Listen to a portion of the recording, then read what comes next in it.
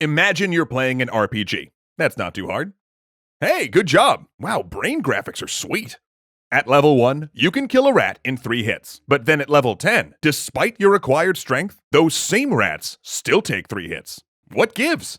Well, you are stronger, but so are the rats. This is called level scaling, and on the surface, it seems kinda like a feel-bad scenario. But if so, why do some games utilize it?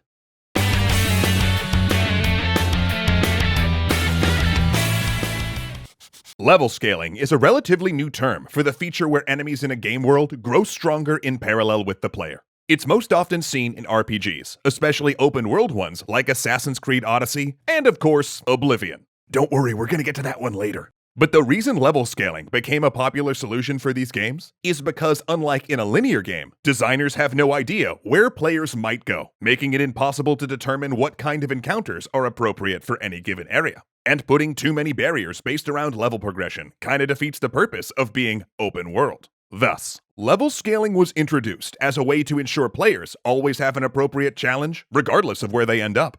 A system to deliver dynamic difficulty no matter where the players wander is a great idea, in theory.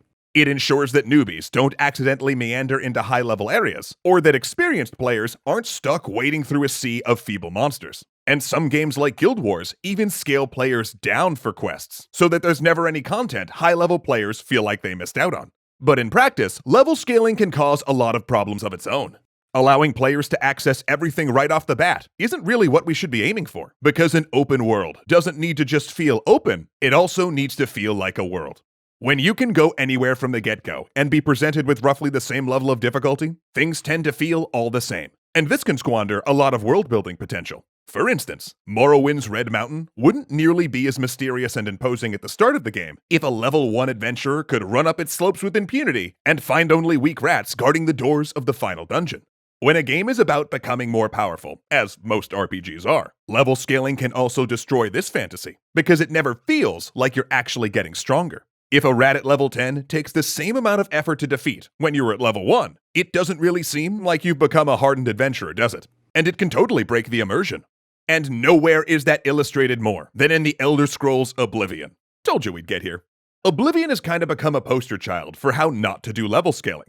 Your character in Oblivion has access to many skills which have little to no practical combat use, such as bartering or speechcraft. But every time you use these abilities to level up, each enemy in the game also levels up, and does get stronger in combat. Therefore, those non-combat abilities you're using actually make you comparatively weaker in the world each time you gain a level. By the mid-game, all but the most dedicated combat classes end up woefully underpowered for the high-level enemies spawning literally everywhere. And this also made the game's rather lacking dungeon variety seem even more limited, because the same small handfuls of enemy types kept popping up no matter where you were.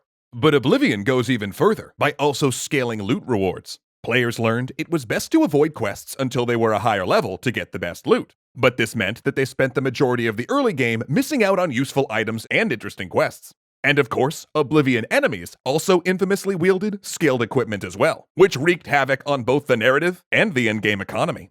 It's pretty ridiculous to see highway bandits wearing full suits of supposedly priceless armor, extorting travelers for a few coins on a bridge.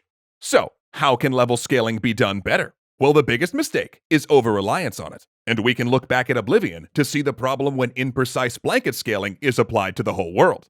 However,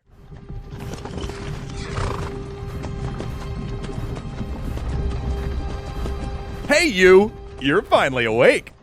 Skyrim was much more successful in its approach by only applying level scaling to specific encounters. Enemies that are supposed to be powerful, regardless of level, scale with you. But many generic enemies, like our good friend the mud crab here, don't. Plus, most enemies stop scaling after a certain point, so players never become hopelessly outclassed no matter where they end up. And because the lower-tiered enemies still do spawn where appropriate, there's much more variety in the enemies and locations around the world. Level scaling is often derided or ignored as a design approach, but that doesn't mean we should forget we have it in our tool belt. Most of the reasons people tried to implement level scaling originally did really seem sound on the surface. They just ended up being the exact opposite of why we should use it at all. So the real lesson of the last 15 years is that we shouldn't use level scaling to make games feel more open. Instead, we should use it to make our worlds feel more alive.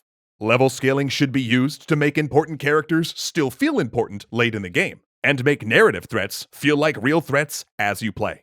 If you missed an early boss by wandering around the rest of the world, and NPCs are still talking about how threatening and powerful that boss is, whenever you finally get around to finding this globally known big bad, if you can just bop Scully McDeathface on the snoot real quick and kill them instantly, your narrative immersion is going to be shot.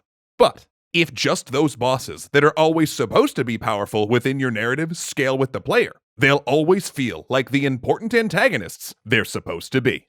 It's important to learn from the successful implementation of level scaling and understand that it's a scalpel, not a chainsaw. And blanket level scaling just ends up making the world feel more generic and samey. But if judiciously applied in specific cases, it can help us solve a long-standing problem in open world design: how to keep players challenged without removing the freedom to forge their own path.